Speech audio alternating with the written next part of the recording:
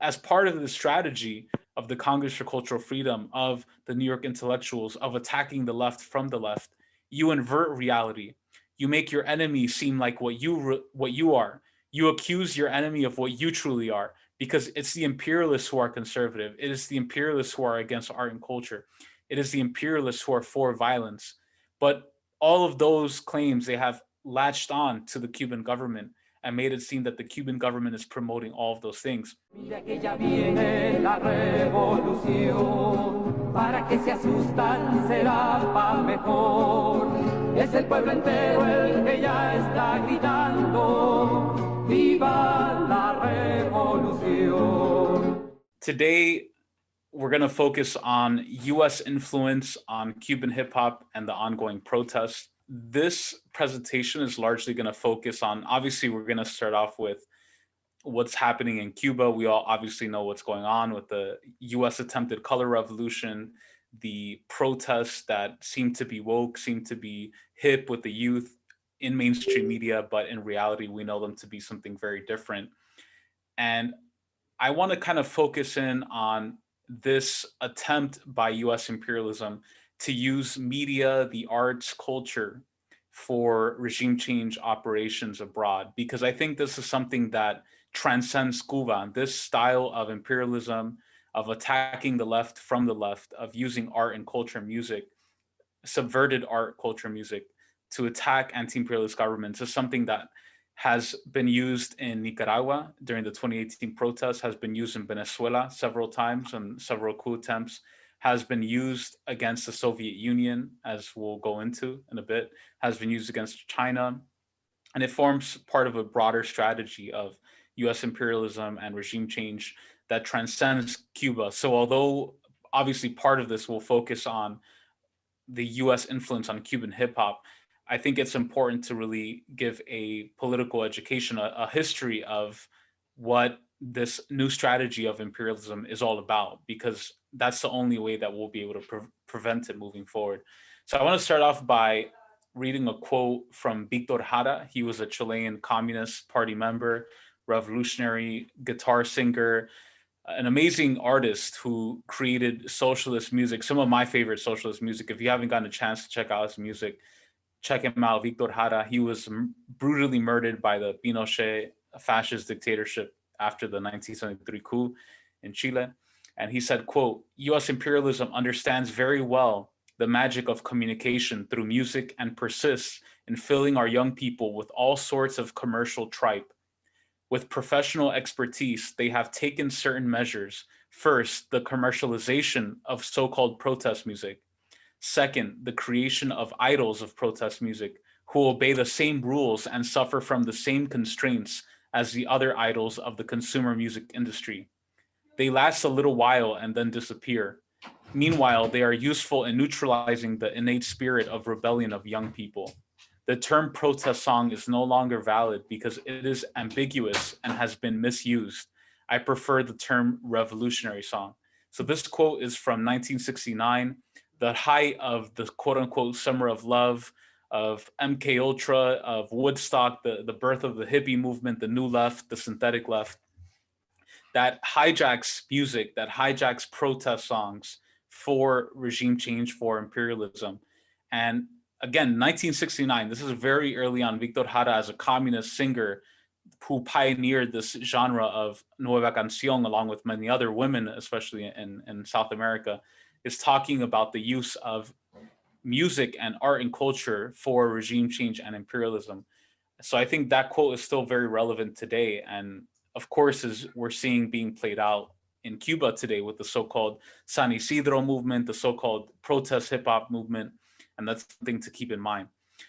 The two or three main points I want to focus on today is, first, the U.S. has been and continues to finance art, culture, and music as a strategy for imperialist regime change. And we'll go into some of the key historical timelines to back up this claim. Second, the US imperialism has been funding Cuban anti-government musicians for years, not just recently, but for many years.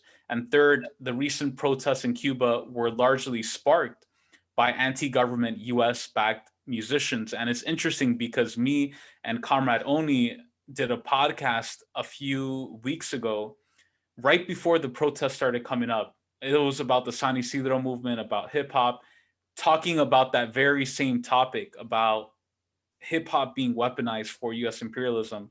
Lo and behold, 2 or 3 weeks after that conversation, not saying that we started in any way, but right after that, out of nowhere, the protests jump started as if it were a sleeper cell, originating from that very same San Isidro where this hip hop quote unquote movement was being financed. So it's very interesting that after this hit song called Patria y Vida, which we can start talking about in a bit later on, about the false dichotomy that was created by that, how after the release of that song was basically a launch point, a testing ground for regime change. That's really what it was about. So we'll get into talking about that toward the end. But first, I just want to start off by giving everyone a little bit of history about this strategy of using music, art, culture for imperialist regime change. And for that, we have to go back to the year 1950. 1950, the US Central Intelligence Agency, CIA, creates the Congress for Cultural Freedom. What is the Congress for Cultural Freedom? It was a self-described advocacy group for anti-communism. At its height, it was active in 35 countries, and it sought to challenge what they described as post-war sympathies with the Soviet Union of many Western intellectuals, particularly among liberals and the non-communist left. It was created in response to the Soviet Union's World Congress of Intellectuals in Defense of Peace, which was established 2 years earlier in Poland, 1948. So basically in 1950, the US CIA is like, look, we need to get artists, cultural figures, musicians in our side, inside of capitalism and imperialism. Because what's the context? 1950, post-World War II, socialism and communism is extremely appealing to millions of people around the world. The Soviet Union defeated the Nazis. Communist parties all over Europe, Latin America, and the Caribbean, the Middle East, all over the world have some of the highest numbers. And not just even in terms of rank and file membership, but top political, ideological, cultural figures joining major communist parties. So communism 1950 was at its height at this time period. So Congress of Cultural Freedom, the US takes a new strategy. Up until this point, the US imperialist strategy had been to scare people away from communism, to say that communism is radical, to say that communism will completely change all of society, will undo everything that already exists. And this message was very appealing to a lot of people who were exploited and oppressed around the world, and actually pushed people toward communism. And so the strategy was flipped, where instead of portraying communism as revolutionary, as groundbreaking, they portrayed communism as gray, as colorless, as dull, as totalitarian. And they portrayed the West as colorful and youthful and full of art and full of culture. And that's where we get a lot of these stereotypes about Soviet architecture being gray and being dull and being all uniform. And the same thing with clothing. So that was all part of this Congress for Cultural Freedom, 1950. One of the key figures of the Congress for Cultural Freedom was a man named Irving Kristol, who is known as the godfather of neoconservatism. And he was part of a small but vocal anti-Soviet group that became known as the New York Intellectuals, which were a group of writers and literary critics based in New York City who were part of what was called a Young People's Socialist League that was affiliated and allied with Trotsky in the split against Stalin and the Soviet Union. And they were completely backed by the CIA. This is public record. And if you even go to the CIA.gov website of the Congress for Cultural Freedom, you'll see the connections that the CIA had with a lot of these groups, the Young People's Socialist League, Socialist Party USA, that were attacking that, they sought to integrate literary theory and art and culture with socialism while still rejecting Soviet socialism as a political model. So these are people who were claiming to be leftists, who were claiming to be socialists, but were vehemently anti-Soviet, saying that the Soviet Union was a dictatorship. It didn't allow for creative freedom. And so they formed the New York Intellectuals. They formed the Congress for Cultural Freedom, which included key writers like Hannah Arendt, Elian Cohen, Morris Dickstein, Clement Greenberg, Paul Goodman, Sidney Hook, Irving Howe, Seymour Martin Lipset, and many others in writing countless journals, magazines, and Ramparts magazine actually had a big expose about the Congress for Cultural Freedom, laying out a lot of the magazines and artists who were backed by the CIA created group. So 1950s, 1960s, 1970s, you have the growth of quote unquote leftists and artists who were backed by the CIA, who were used as puppets for regime change operations around the world. 1961, another key date, the US creates the Agency for International Development under Kennedy. And this is a program that was created for administering what they call civilian foreign aid and development assistance. With a budget of over $27 billion, USAID is one of the largest official aid agencies in the world and is one of the agencies that is responsible for the regime change operations going on in Cuba today. And part of USAID's work is to provide funding for NGOs in countries that they deem as, quote, promoting civil society.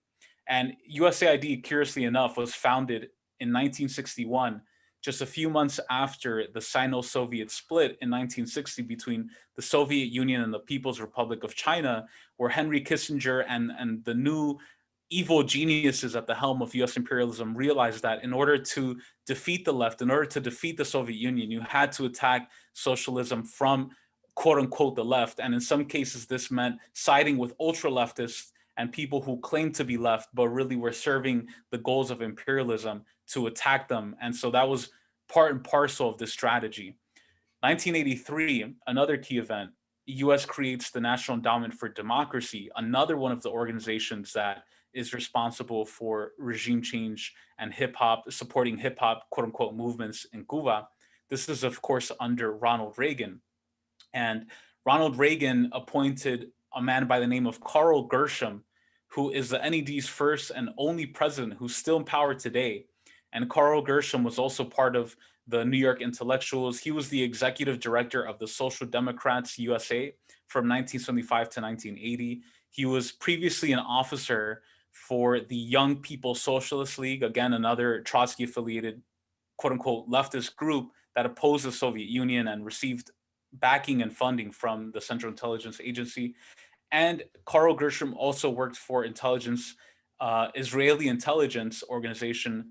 I'm going to totally butcher the pronunciation of this, but I'm going to give it a shot. B'nai B'rith International, which is a Mossad-linked intelligence organization created by Israel to understand, to capture where people are culturally around the world and use that in their regime change efforts. And today, the NED runs programs in more than 90 countries, including Cuba. And the NED recently played a role in supporting the Arab Spring of 2011. And since 2004, the NED has granted, interestingly enough, in China, just to give the example to contrast it with another socialist country, another country building socialism, China has granted over $8 million to Uyghur groups in China, including the World Uyghur Congress, the Uyghur Human Rights Project, the Campaign for Uyghurs, and the Uyghur Transitional Justice Database Project, as well as Chinese dissidents like this guy, I'm going to mispronounce his name as well. My apologies, Ah Weiwei, a bunch of postmodern artists in China who oppose the socialist realism, oppose revolutionary art. And this is interesting because as a socialist myself, as a leftist, one of the main tenets of socialist art and culture is making art accessible and understandable to all, making the working class the protagonists of your art, and having art that embodies the revolutionary spirit of the people in a simple and easy to understand way. And a lot of the art that was promoted by the Congress for Cultural Freedom in the Soviet Union, in the People's Republic of China, and in Cuba and in other socialist countries was postmodern, was deconstructive, was against socialist realism. Socialist realism being the dominant socialist form of art and culture that was promoted in the socialist countries, that was very simple. It had very simple messages of uplifting the working class, uplifting historically marginalized communities, women, LGBTQ people, working class, peasants. And this postmodern art that was financed by the Congress for Cultural Freedom promoted individualism, focused more on freedom of speech and expression and abstract nonsense that we see today. So that's sort of the background of the overall strategy of the Congress for Cultural Freedom, of the USAID, of the CIA supporting music and hip hop and art around the world to destabilize enemies. Now, going into specifically the example of Cuba, Cuba has been obviously a target of US imperialism for many years since the Cuban Revolution itself. And the US destabilization attempts against Cuba have entered into very different periods, unique periods. And between 1960 and 1990, one of the most marked strategies of US imperialism and attacking Cuba, the main targets of this regime change destabilization, the main agents of this were the right wing, predominantly white gusanos in Miami who were overtly Republican, overtly fascist, overtly right wing, who were part of paramilitary groups that were training death squads in other countries, that were smuggling drugs. And these were people who, from the very beginning, the US had very close ties with and were unabashed about their connections to the CIA. Obviously, this did not fare well for their branding. The Cuban government garnered a lot of solidarity and support from oppressed and colonized people in the US and around the world, because seeing the class contradiction and the national question so clearly made it so obvious that anti-government dissidents in Cuba were overwhelmingly rich, were overwhelmingly wealthy, white landed elites who were kicked out after the Cuban Revolution. 1990s, the special period, Soviet Union was forcibly dismantled by US imperialism. Economic crises, Cuba enters a special period where there is increased turmoil on the island because of imperialist destabilization. The strategy begins to change. You have 1998, a project, the Varela Project, that was started by Oswaldo Paya of the Christian Liberation Movement, MCL, was named after Felix Varela, a Cuban religious leader. So very slowly into the 90s, into the early 2000s, you have a branding shift, a change in strategy where instead of just financing these right-wing Miami-based death squads, the US imperialists began funding what they call, quote, civil society. And again, this all ties back to help and assistance from Carl Gershom, the New York intellectuals, these people who were already playing a role in attacking the Soviet Union and said, look, we're not going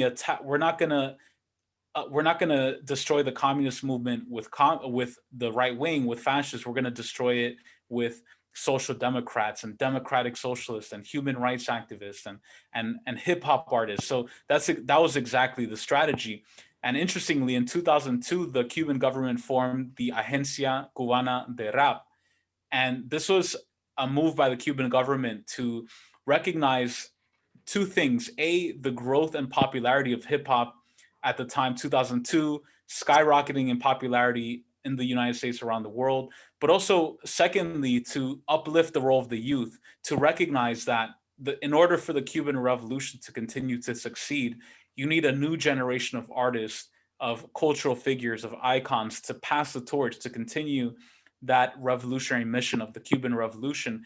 And in order to do that, you need a new generation of artists. And so around this time period, the Cuban government is helping a lot of revolutionary artists in Cuba promote their music, to have TV shows, to have radio shows, to promote their albums from a socialist, anti-imperialist perspective. A year later, 2003, you have what is popularly called in mainstream media the quote unquote Black Spring, which they call the so-called crackdown on Cuban dissidents.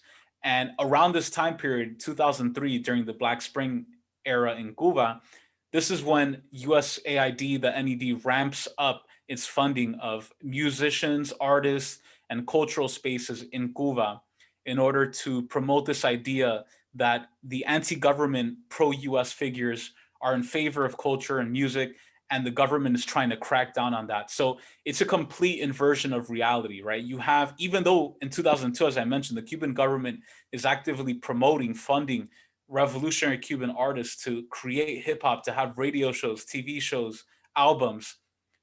All of these NGOs from the US come in swarming, creating these institutions to promote under what they call underground hip hop artists, to give the allure, the mystique of being revolutionary by calling it underground, by calling it independent, when in reality they're serving the interests of Wall Street and Washington. And so again, one of the main founders of this, the Black Spring, a lot of the people who were quote unquote imprisoned included musicians and artists, and the Cuban American National Foundation under Jorge Mas Santos supported the Varela Project and this growing generation of quote unquote underground hip hop artists. In 2009, a USAID contractor, Alan Gross, was arrested and sentenced to 15 years in jail for trying to establish an online network for Jewish people in Havana. Again, this was an attempt to try to use a marginalized or oppressed identity in Cuba to create something that was in favor of the U.S. empire, but with the appearance of being for an oppressed sector of society, so that the Cuban government can suppress it. And it's a bait and switch tactic that the U.S. imperialists have perfected up until this point. And in 2014, a very big development was made.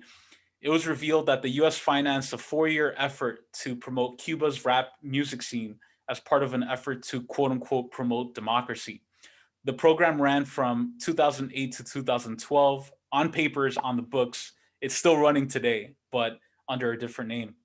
And again, this was largely under the Obama administration, under the Democrats. And this is part of the USAID strategy to, again, promote what they describe as civil society and other human rights groups that promote art and culture. So you have this total shift in funding away from right wing, openly death squads, openly fascist groups based in Miami in the 60s, 70s, and 80s. That did not work out well for them. It looked horrible on a PR level for US imperialism. So they said, look, we need to switch our strategy. Let's fund arts, let's fund culture, let's fund music, because that's how we're going to appeal to the new generation of youth that didn't grow up after the Cuban Revolution. They didn't see what life was like in Cuba under Batista. They didn't see what that was like. And so by creating this seemingly revolutionary genre of music, we're going to influence a new generation of people. And that same year, 2014, when it was revealed that the US was financing millions and millions of dollars for Cuba's underground rap scene, it was also revealed that US created fake social media accounts, a fake Twitter-like site. I think it was called Zun Zun Zale or something like that, that was promoting regime change using SOS Cuba. The SOS Cuba hashtag, by the way, is not new. This didn't come out this year. It had been, they tried to use it. They tested the waters with that hashtag many years ago. It didn't work. This year, it seemingly took off, but that's something that is not new. Between 2017 and 2021, over 50 groups operated USAID or NED funded Cuba programs during the Trump administration. A sample of groups received $16 million in grants from USAID since 2017. And I want to list one of the main groups is a group called Creative Associates, which has connections to Panama, where we know the Panama Papers were exposed a few years back for having shell companies that finance shady businesses around the world. And Panama was where a lot of these groups had origins in. And the Creative Associates created a U.S. government financed social media network that I mentioned earlier. And the Creative Associates group is one of many that was created by the imperialists to try to fund hip hop artists. Some of them were Agora Cuba Incorporated, the Cuban Democratic Directorate, the Cuban Soul Foundation Incorporated, Cuba Net News, Echo Cuba, America's Relief Team, the Cuban Institute for the Freedom of Expression and Press. For example, in 2018, the Cuban Democratic Directorate, one of the groups I just mentioned that gets USAID NED funding, reported paying 746, quote, employees, agents, and contractors a total of $103,000. The group also reported paying $48,000 to $48,000 to over 1,900 people on the island. So a lot of the way that this works is that these US backed NGOs with shady connections around the world, shady funding, they'll contract artists and musicians, speaker fees, performance fees. If any of you have ever organized a concert or an event, if you're going to have somebody perform at your event, a lot of times you'll have somebody sign a contract, you'll agree to a price, you'll send an invoice. And that's how a lot of these quote unquote underground hip hop artists get their funding. It's not like they're staff members at these NGOs, but they get contracts, they get invoices, they get, they get charged for speaking at an event or performing at an event. And that's one of the ways that these NGOs are able to shift money around to these artists. And so that's some of the background on the US funding the Cuban anti government artists. This has been happening for many years, for decades, and it has taken several different phases throughout time. And most recently, the release of, just to kind of wrap up, the release of this song, Patria y Vida, to give some context, historically, the slogan of the Cuban Revolution, Patria o Muerte, fatherland or death, when you decontextualize that slogan, it sounds crazy. And I had a conversation with somebody about this recently where they said, Patria o Muerte, that sounds so scary. It sounds so delusional, violent. And it plays into the imperialist lie that the Cuban government is violent, that the Cuban government is a dictatorship, that just for no reason kills people out of nowhere, for no reason at all, just does that. And the context of that slogan, Patria o Muerte, obviously one of the slogans initiated by Ernesto Che Guevara after the US imperialist, the Bay of Pigs invasion, when the Cuban government, the US government was trying to overthrow the Cuban government, the Cuban Revolution, trying to invade the island, trying to overthrow the revolutionary government. And that slogan, Patria o Muerte, fatherland or death, was used as an anti-imperialist slogan to defend your country to the death, to defend the gains of the revolution, the gains for women's liberation, the gains for workers' rights, for campesino rights, to defend that to the death. And it is inherently a revolutionary slogan. Now, as part of the strategy of the Congress for Cultural Freedom, of the New York intellectuals, of attacking the left from the left, you invert reality. You make your enemy seem like what you are. You accuse your enemy of what you truly are, because it's the imperialists who are conservative. It is the imperialists who are against art and culture. It is the imperialists who are for violence. But all of those claims, they have latched on to the Cuban government and made it seem that the Cuban government is promoting all of those things. And that was a classic wordsmithing technique that was used in this very same operation, where you have individuals associated to the San Isidro movement who, by the way, although are of Afro-Cuban background, doesn't necessarily mean that they're revolutionary or that they're in favor of the people, but their identities and their bodies and their image as Afro-Cubans was used in a way to try to portray them as being anti-government, to try to link it somehow to Black Lives Matter. And you'll see this as well on social media. You'll see people say Black Lives Matter in Cuba, fight racism in Cuba, overthrow the Cuban government, by taking an element of truth, right? Obviously, we're in favor of Black lives. We're in favor of the liberation of African peoples all over the world, not just in Cuba. But they invert it. They invert it for regime change, for imperialism. And that's what they did, not only by using those specific individuals in that music video, Patria y Vida, but also by inverting the slogan, Patria o Muerte, and using Patria y Vida to make it seem like they're the ones that are in favor of life, vida meaning life. They're the ones in favor of fatherland. So again, this is the strategy and the tactic, the mirror strategy that the enemy uses to attack not only the Cuban government and the Cuban Revolution, but all socialist, anti-imperialist movements around the world.